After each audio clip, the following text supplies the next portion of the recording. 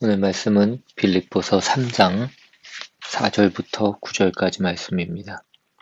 빌립보서 3장 4절로 9절까지 말씀 같이 보겠습니다. 그러나 나도 육체를 신뢰할 만하며 만일 누구든지 다른 이가 육체를 신뢰할 것이 있는 줄로 생각하면 나는 더욱 그러하리니 나는 8일 만에 할례를 받고 이스라엘 족속이요 베냐민 지파요 히브리인 중에 히브리인이요 율법으로는 바리새인이요 열심으로는 교회를 박해하고 율법의 의로는 흠이 없는 자라. 그러나 무엇이든지 내게 유익하던 것을 내가 그리스도를 위하여 다 해로 여길 뿐더러 또한 모든 것을 해로 여김은 내 주 그리스도 예수를 아는 지식이 가장 고상하기 때문이라. 내가 그를 위하여 모든 것을 잃어버리고 배설물로 여김은 그리스도를 얻고 그 안에서 발견되려 함이니 내가 가진 의는 율법에서 난 것이 아니요 오직 그리스도를 믿음으로 말미암은 것이니 곧 믿음으로 하나님께로부터 난 의라. 아멘. 언제부턴가 현대인들에게 가장 중요한 것 중에 하나가 스펙이라는 것이 되었습니다. 그래서 많은 사람들이 더 좋은 스펙을 얻기 위해서 불철주야 노력을 하면서 그렇게 살아갑니다. 특별히 취업을 앞둔 그 젊은 사람들에게 이 스펙이라고 하는 것은 굉장히 중요해서 이 스펙을 갖추기 위해서 온갖 노력을 기울이는데 그러한 스펙 중에는 학력과 학점, 토익 점수, 또 각종 자격증, 봉사활동, 거기에 또 언제부턴가는 외모까지도 중요한 스펙이 된다고 그렇게 얘기합니다. 그러나 그러한 스펙이 결코 나를 바르게 만들어 주지는 못합니다. 스토리가 스펙을 이긴다라는 그런 책이 있습니다. 그 책의 내용 중에는 두바이의 7성급 호텔과 또 필리핀 마닐라에 있는 그 마닐라 호텔에 관한 그런 이야기가 나와 있습니다. 저자가 두바이에 갔는데 두바이에서 시티 투어를 했는데 그 투어를 하는 동안 그 투어를 해주는 가이드가 계속해서 흥분된 목소리로 지금 여러분의 왼쪽에 보이는 것은 세계 최초의 자기 부상 열차입니다. 또 1시 방향에 보이는 것은 세계 최대의 쇼핑몰입니다. 그런 식으로 계속해서 세계 최고, 세계 최대, 세계 최초라는 단어를 연발하면서 그렇게 설명을 했다고 합니다. 관광객들은 탄성을 지르고 그 좁은 버스 창문으로 조금이라도 더 자세히 보려고 안달이었습니다. 그런데 시간이 지날수록 관광객들은 이 세계 최고, 세계 최대라는 그 가이드의 말에 점점 무감각해지기 시작했습니다. 마침내 자칭 타칭 세계 최고라고 하는 그 7성급 호텔이라고 불리는 버즈 알 아랍 호텔이 보이자 가이드는 그 호텔이 세계 최첨단 기술과 최고의 화려함을 갖추었다고 설명했습니다. 그러나 관광객들은 별다른 반응을 보이지 않았다고 합니다. 그 최고와 최대라는 것은 하나밖에 존재할 수 없는 것이기 때문에 그것은 언제나 바뀔 수 있는 것들입니다. 한때 우리나라의 63빌딩이 가장 높은 그런 건물이라고 얘기를 했지만 그것이 그 최고의 자리를 넘겨준 지는 오래되었습니다. 세월이 지날수록 그 빌딩 높이의 순위는 점점 더 내려가고 있습니다. 두바이에는 세계에서 가장 높은 빌딩과 최고의 호텔이 있습니다. 사막에 지은 실내 스키장도 있습니다. 그러나 그러한 것들이 두바이를 두바이답게 만들어주는 것은 아니라는 것입니다. 저자가 그 두바이를 다녀오고 난 뒤에 몇 달 뒤에 필리핀 마닐라로 출장을 갔다고 합니다. 숙소가 마닐라 호텔이었는데 그곳은 이전에 투숙한 적도 없었고 그 이름도 처음 듣는 그런 호텔이었다고 합니다.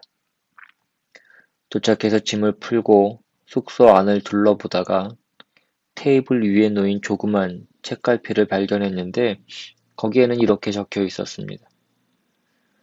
만약 마닐라 호텔과 같다면 그것은 좋은 이야기입니다.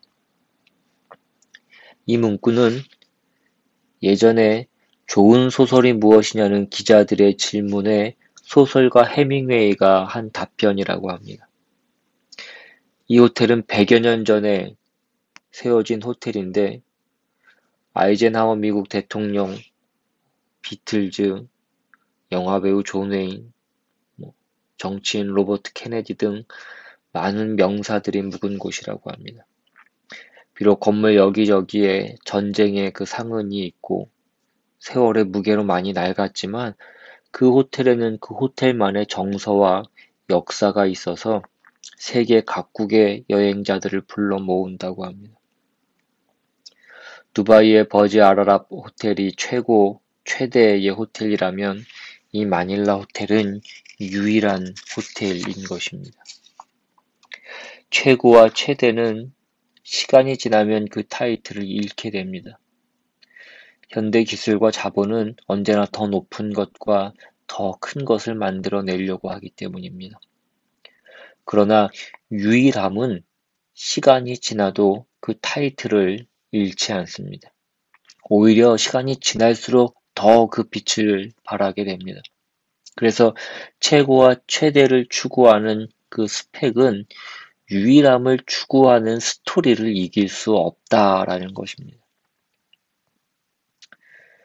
오늘 우리가 본 이 본문은 스펙의 사람이 된 것을 그토록 자랑스럽게 생각했던 바울이 어떻게 그 스토리의 사람이 되었는가를 증거해 주고 있는 그런 내용입니다.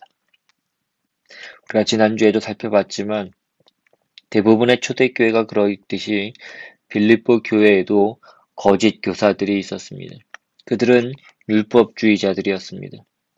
그들은 구원을 얻기 위해서는 그리스도를 믿는 것만으로는 부족하고 거기에다 율법을 지키는 것을 더해야 한다고 가르쳤습니다. 율법을 잘 지키는 것은 유대인들이 갖는 최고의 스펙 중에 하나였습니다. 그런데 바울은 그러한 율법주의자들을 경계해야 될 것을 굉장히 강조하며 진정한 할례파는 어떠해야 되는지 지난주 본문이었던 그 마지막 3절에서 이렇게 증거하고 있습니다. 하나님의 성령으로 봉사하며 그리스도의 예수로 자랑하고 육체를 신뢰하지 아니하는 우리가 곧 할례파라. 우리가 진정한 하나님의 백성이라 그런 말입니다.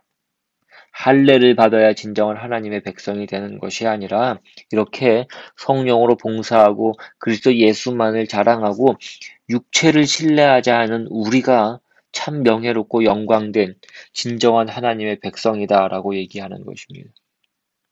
그리고 이어지는 오늘 본문 4절에는 그러나 나도 육체를 신뢰할 만하며 이렇게 나오고 있습니다. 앞에서는 분명히 육체를 신뢰하지 않는 것이 진정한 하나님의 백성이라고 얘기했는데 갑자기 그러나 나도 육체를 신뢰할 만하다 이렇게 얘기하고 있습니다.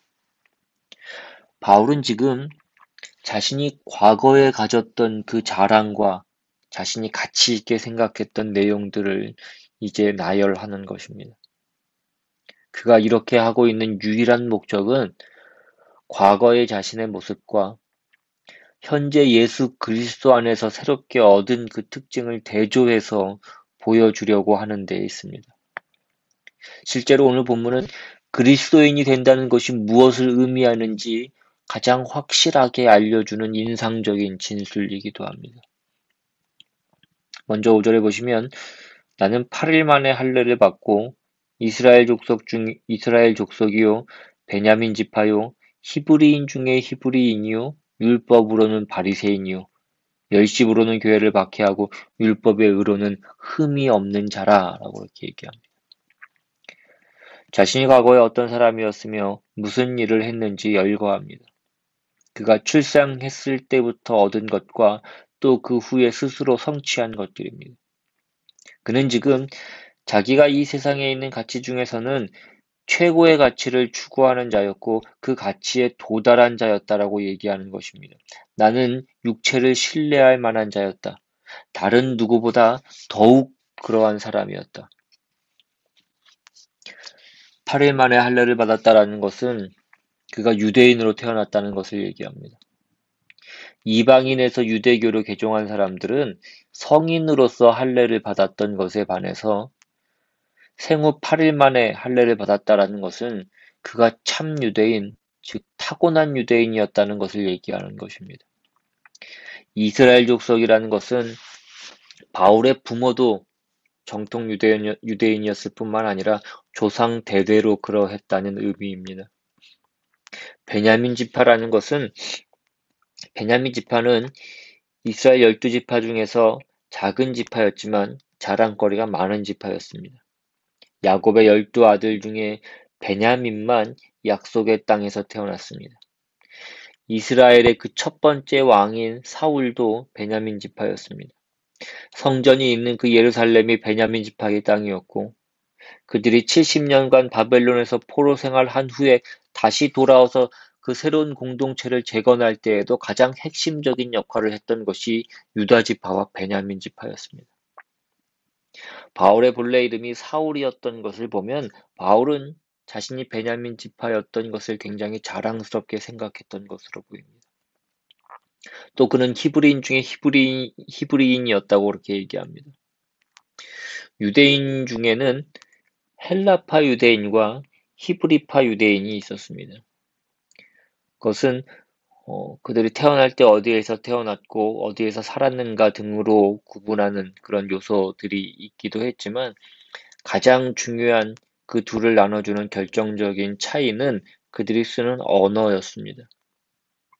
바울은 원래 가나안이 아닌 그 지금의 터키 지방인 다소에서 태어나서 자랐지만 히브리어를 말하는 가정과 그 회당에서 그가 자라나며 헬라어가 아닌 히브리어를 모국어로 사용하면서 자란 정통 히브리파 유대인이었다라는 것입니다.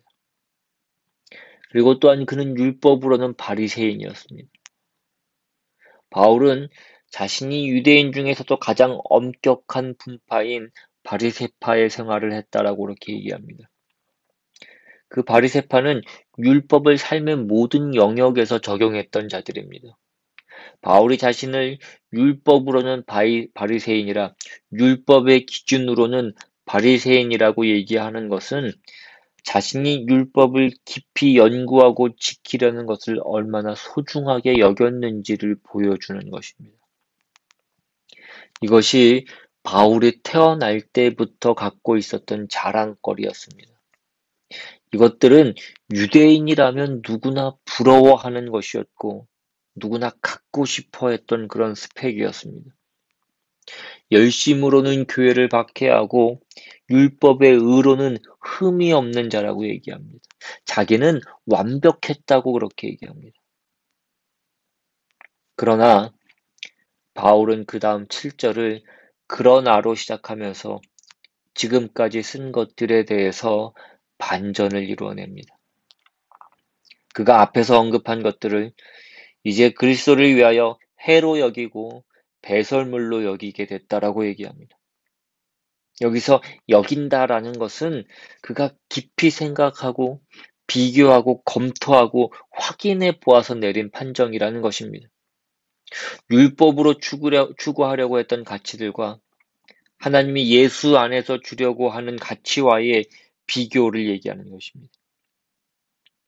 바울은 과거에 자기에게 이익이 되었던 것들, 즉 그가 사실상 이익으로 여겼던 것들이 있었다는 사실은 인정하고 있습니다. 바울은 혈통, 그 언약적 관계, 열심 등을 실제로 중요하게 생각했습니다. 그것들은 인간적인 차원에서 그에게 행복을 주었습니다. 그럼에도 불구하고 바울은 그 많은 이익들을 하나로 묶어서 그것들 모두를 하나의 손실로 그렇게 간주하고 있습니다. 왜냐하면 그러한 것들은 그가 아무리 진지한 노력을 기울인다고 해도 자신의 노력에 의해서는 도저히 성취할 수 없는 하나님께서 요구하시는 진정한 의에 대한 필요성을 그것들이 깨우쳐 주지 못했기 때문입니다. 그가 옛날에도 빛 가운데 있었습니다. 그런데 이제 보니 그것은 촛불에 불과하더라는 것입니다. 촛불로는 농사를 지을 수가 없더라. 해가 있어야 되더라. 라는 그런 식의 비교인 것입니다. 누가 옳고 누가 열심이냐라는 문제로 그의 신앙을 점수를 매긴다라고 한다면 내가 결코 다른 율법주의자들에 비해서 하나도 질 것이 없다라고 얘기합니다. 나는 그들보다 더 우세한, 더 우월한 완벽한 율법주의자였다. 그러나 이제 내가 깨달은 것이 있는데 율법은 그것 자체로 가치가 있지만 그것은 결국 자기의에 불과하더라 이것입니다. 여러분 자기의라는 것이 나쁠 것이 없습니다. 우리가 도덕과 윤리를 얘기할 때 도덕과 윤리가 무슨 잘못이 있겠습니까? 왜 도덕과 윤리 자체를 비난하겠습니까? 그러나 여기에도 나오는 바와 같이 6절에 보시면 그가 열심으로는 교회를 박해하게 된 것입니다. 단순히 교회를 핍박했으니까 그것이 잘못이다라고 얘기를 하는 것이 아니라 그들은 자기의 옳음을 지키기 위해서 옳지 않다고 생각하는 자들을 박해해야 됐다라는 것입니다. 자기의라는 것은 그런 것입니다. 자기의는 자기가 옳기 위해서 옳지 않은 자를 정죄하고 심판할 수밖에 없습니다. 그러나 바울이 예수 안에서 얻은 하나님의 의는 다른 것이더라 이것입니다. 8절에 또한 모든 것을 해로 여김은 내 주 그리스도 예수를 아는 지식이 가장 고상하기 때문이라 라고 얘기해요. 그리스도를 아는 지식이 무엇입니까? 그 알문 단순히 하나님에 대한 어떤 사실을 인식하는 것이 아니라 하나님과 개인적이고 친밀한 관계로 들어가는 것을 의미합니다. 그래서 여기서 바울은 내 주 예수 그리스도를 아는 지식이라고 표현합니다.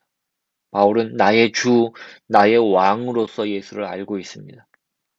그 예수는 앞에 있는 2장에서 바울이 설명했던 그 예수입니다. 그 예수는 본래 하나님이셨지만 모든 것을 포기하고 자기를 비워 죽기까지 복종하셨던 그 예수입니다. 하나님은 당신의 영광을 군림하고 강제하는 것을 버리셨습니다. 지금 바울식으로 얘기하자면 그것을 해로 여기셨고 섬기고 낮추는 것을 당신의 가장 중요하고 기뻐하는 것으로 택하셨다 이것입니다. 사도 바울이 하는 얘기가 그것입니다. 내가 가진 의는 나 혼자 옳기 바쁜 그런 의였고 예수 안에서 하나님이 주시는 의는 모두를 살리자는 의더라 이것입니다. 여기에 커다란 차이를 가지는 것입니다. 나는 흠이 없는 자였다. 나는 자랑할 만한 자였다. 나는 완벽한 의인이었다. 그러나 그 의는 나 하나 의롭게 되기 위해서 모두를 잡아먹을 수밖에 없는 그런 의더라. 그러나 하나님이 예수 안에서 우리에게 준 의는 그런 의가 아니더라. 율법이란 결코 사람을 잡자고 준 것이 아닌데 우리는 그 법에 매여 있기 바쁘더라. 하나님만이 그 율법을 생명을 위해서 쓰실 수 있더라. 그것이 예수더라 이것입니다. 바울은 그리스도 때문에 모든 것을 잃었다라고 그렇게 고백합니다. 그러나 그는 그리스도를 얻었습니다. 바울은 그리스도를 만나고 자신의 정체성을 알게 되었습니다. 예수를 만나고 나서야 자신이 어디서 왔고 어디로 가고 있는지 알았습니다. 그 삶의 목적이 확실해졌습니다. 그렇기 때문에 그리스도 이외의 모든 것이 배설물로 여겨질 수밖에 없었습니다. 우리는 이 일을 예레미야서 31장에서 이렇게 살펴볼 수 있습니다.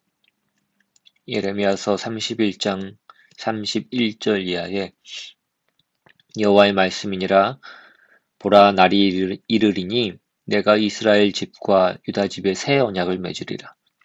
이 언약은 내가 그들의 조상들의 손을 잡고 애굽 땅에서 인도하여 내던 날에 맺은 것과 같지 아니할 것은 내가 그들의 남편이 되었어도 그들이 내 언약을 깨뜨렸음이라. 여호와의 말씀이니라. 그러나 그날 후에 내가 이스라엘 집과 맺을 언약은 이러하니 곧 내가 나의 법을 그들의 속에 두며 그들의 마음에 기록하여 나는 그들의 하나님이 되고 그들은 내 백성이 될 것이라. 여호와의 말씀이니라. 그들이 다시는 각기 이웃과 형제를 가리켜 이르기를 너는 여호와를 알라 하지 아니하리니 이는 작은 자로부터 큰 자까지 다 나를 알기 때문이라. 내가 그들의 악행을 사하고 다시는 그 죄를 기억하지 아니하리라. 여호와의 말씀이니라. 지금 이것은 새 언약에 관한 약속인데 이 새 언약은 내용 면에서는 변한 것이 없습니다. 우리가 성경을 구약과 신약으로 하는 것이 바로 이 옛 언약과 새 언약을 얘기하는 것인데 언약의 내용은 그 옛 언약이나 새 언약이나 달라진 것이 없다라는 것입니다. 하나님께서 우리의 하나님이 되고 우리를 당신의 자녀로 부르신다는 약속입니다. 그러나 구약에서 그것은 외부로부터 붙잡는 방식으로 그것이 주어졌습니다. 그것이 율법입니다. 32절에 있는 대로 이 언약은 내가 그들의 조상들의 손을 잡고 애굽 땅에서 인도하여 내던 날에 맺은 것과 같지 아니할 것은 내가 그들의 남편이 되었어도 그들이 내 언약을 깨뜨렸음이라. 하나님께서 그들의 손을 잡고 끌어냈어도 밖에서 아무리 큰 능력과 기적들을 행하셨을지라도 그들이 그것을 지키지 않았다라는 것입니다. 저들의 마음을 고치지 않는 한 율법 아래 매여 있는 것을 끊기 위하여 하나님이 율법을 다스리시는 그 마음을 우리에게 주시지 않는 한 율법은 우리에게 실제적으로 손해가 되기에 그 일을 해결하기 위해서 이제 새 언약을 약속하시는 것입니다. 그리고 그 언약의 주인이 예수님입니다. 우리의 마음이 하나님의 마음을 갖지 않는 이상 율법은 자신을 증명하고 자신을 지키기에 급급하지 누구를 살려낼 만큼의 자리까지 나갈 수 없더라는 사실입니다. 여러분 한번 생각을 해보십시오. 옳은 것으로 다른 사람을 도울 수 있는 방법이 무엇이었는가를 한번 보십시오. 우리는 옳지 않다, 당신이 틀렸다라고 얘기하고 기껏해야 그러니 이렇게 하십시오 정도밖에는 할 수가 없습니다. 그것을 지금 예레미야 31장에서는 하나님께서 이스라엘의 남편이 되어 그 손을 붙잡고 인도하여 냈음에도 불구하고 지킬 수 없었다라고 말씀하는 것입니다. 우리의 부패한 심성 때문입니다. 이것을 예수 안에서 예수로 인하여 성령께서 우리의 심령을 깨우치십니다. 중생시키십니다. 예수 안에서 하나님의 성품을 받습니다. 이것이 우리의 신앙 고백이 가지는 우리가 누구인가에 대한 놀라운 복음입니다. 그래서 어떻다라고 얘기하는 것입니까? 우리는 옳고 그른 문제뿐만 아니라 옳은 것을 옳게 하는 일, 그 위치에 서 있다는 것입니다. 우리는 당연히 옳아야 합니다. 그러나 옳은 것뿐 아니라 옳게 만드는 자리까지 가야 한다는 것입니다. 옳게 만들기 위해서 해야 되는 일은 빌립보서에서 계속해서 말씀하고 있는 대로 예수 그리스도의 마음입니다. 너희 안에 이 마음을 품으라 곧 그리스도 예수의 마음이니 그것이 무엇 다음에 나왔다고 말씀했습니까? 1절부터 4절까지 나오는 그러므로 그리스도 안에 무슨 권면이나 사랑의 무슨 위로나 성령의 무슨 교제나 긍휼이나 자비가 있거든. 마음을 같이하여 같은 사랑을 가지고 뜻을 합하며 한 마음을 품어 아무 일에든지 다툼이나 허영으로 하지 말고 오직 겸손한 마음으로 각각 자기보다 남을 낮게 여기고 각각 자기 일을 돌볼 뿐더러 또한 각각 다른 사람들의 일을 돌보아 나의 기쁨을 충만하게 하라. 그리고 너희 안에 이 마음을 품으라. 그렇게 연결이 됐습니다. 옳은 일 할 때 옳고 그른 것이 전부가 아니라 옳게 만들기 위해서 너희가 어떤 마음을 가져야 되는지를 기억하라는 것입니다. 이것이 기독교 신앙이라는 것입니다. 우리가 용서하고 기다리고 하는 것들은 어떤 의미에서는 혼란과 무질서를 참아줘야 되는 것 같고 방치해야 되는 것 같을 수도 있습니다. 그러나 그렇게 하는 것이 얼마나 큰 것이냐면 옳고 그른 문제의 심판을 내리고 정죄하고 처벌하는 것을 한 걸음 물러서는 것으로 우린 예수 안에서 우리가 하는 신앙 고백의 위력을 확인하는 것입니다. 그 사람이 옳게 될 어떤 자정 능력을 갖고 있어서도 아니고 감동하리라고 믿어서도 아니라 예수 안에서 하나님의 일하심을 믿는 것입니다. 우리의 의는 언제나 자기의 마음에 드는 것일 때가 많습니다. 지금 내 마음에 들기 위해서 우리는 심판을 지금 선고하고 싶습니다. 그러나 주님은 십자가에서 죽으셨습니다. 살아생전에 마지막 심판을 결코 행하지 않으시고 유보하셨다는 것입니다. 우리는 그것이 하기 싫습니다. 여기에 우리의 믿음이 필요한 것입니다. 우리가 한 걸음 물러설 수 없다면 상대방에게 성령이 하실 수 있다라는 것을 믿지 못하는 것과 같습니다. 그러니 우리는 용서해야 되고 기다려야 되고 믿음을 가져야 됩니다. 그래서 우리는 여기에 교회를 세우고 또한 함께 모여 있는 것입니다.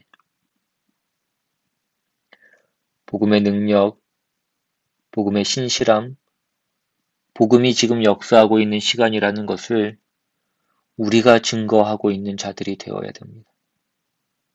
우리는 그 일로 부름받고 있습니다. 내가 자랑하던 모든 것을 그리스도를 위하여 해로 여긴다는 것이 무엇인지를 다시 한번 깊이 생각해 보시기를 바랍니다. 예수 안에 나타난 하나님의 부요함과 그 영광은 우리가 만들 수 있고 알고 있는 이 세상의 영광과 명예와 비교할 수 없는 것입니다. 거기에 바울의 그 빌립보 교회를 향한 교훈이 있습니다.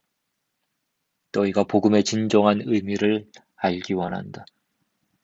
너희가 옳고 능력 있고 자랑스러운 자가 되기를 원한다. 그러나 그것이 예수 안에 있는 것과 다른 것이라면, 자신을 근거하여 만들어낸 자랑에 불과하다면 그것은 비교할 수 없이 작은 것이다. 이것입니다.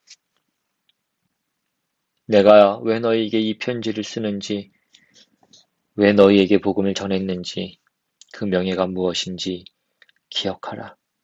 이것이 사도 바울의 고백입니다. 우리가 가진 어떤 능력, 어떤 진심, 어떤 각오도 그리스도의 마음으로 그 복음이 가진 진정한 유력을 발휘하도록 하지 못한다면, 우리에게 실천되지 않는다면 우리는 배설물이 있는 것입니다. 이 신앙생활을 우리 생애 속에서 요구받고 있다는 것을 우리는 기억해야 됩니다. 우리는 언제나 그런 면에서 이 세상의 치열한 경쟁 속에서는 우리가 약간 비껴나 있는 것 같고 약간 외면하고 있는 것 같은 사람의 모습으로 보일 수도 있습니다. 분명치 않은 사람같이 보일 수 있습니다. 그러나 하나님이 거기에서 일하신다는 것입니다. 그 공간을 우리가 만들어낼 수 있어야 됩니다. 기독교가, 우리의 신앙이 단숨에 분명하게 그 위력을 발해서 세상을 그 앞에 무릎 꿇일 수 있다고 생각하지 마십시오. 그것은 예수님께서 택하신 방법도 아니고 오늘 바울이 증언하고 있는 것과도 다릅니다. 복음이 능력인 것을 기억하시고 우리의 의가 아니라 하나님의 의로 주 앞에 나가며 또 다른 모든 사람들 앞에 나아가는 우리 모두가 될 수 있기를 주님의 이름으로 축원합니다. 기도하겠습니다. 하나님, 감사합니다. 하나님이 우리에게 주시고 또 우리에게 기대하시며 우리를 만들어 가시는 방법이 무엇인지를 다시 한번 기억해서 정말 우리의 의가 아니라 그 하나님의 의로 우리가 세상을 바라보며 우리의 주변을 바라보며 그것으로 다른 사람들을 대하며 다른 사람들을 옳게 하는 그 자리까지 나아가는 우리 모두가 될 수 있도록 그 모든 일들을 위해서 우리에게 교회를 허락하시며 그 공동체를 허락하신 것임을 우리가 더욱더 기다려주고 인내하고 또 용서해야 됨을 그 하나님의 의를 늘 우리 가운데 새기며 그 의를 이루어 나가는 우리 모두가 될 수 있도록 주님 인도하여 주시옵소서. 감사드리고 모든 말씀 예수님의 이름으로 기도드리옵나이다. 아멘. 찬양하시고 주기도문으로 예배를 마치겠습니다.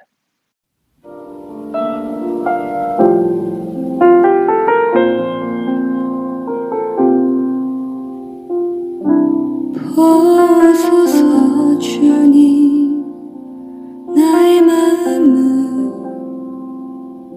선한 것 하나 없습니다. 그러나 내 모든 것 주께 드립니다. 사랑으로 안으시고 날 새롭게 하소서. 보소서 주님 나의 마음은 선한 것 하나 없습니다.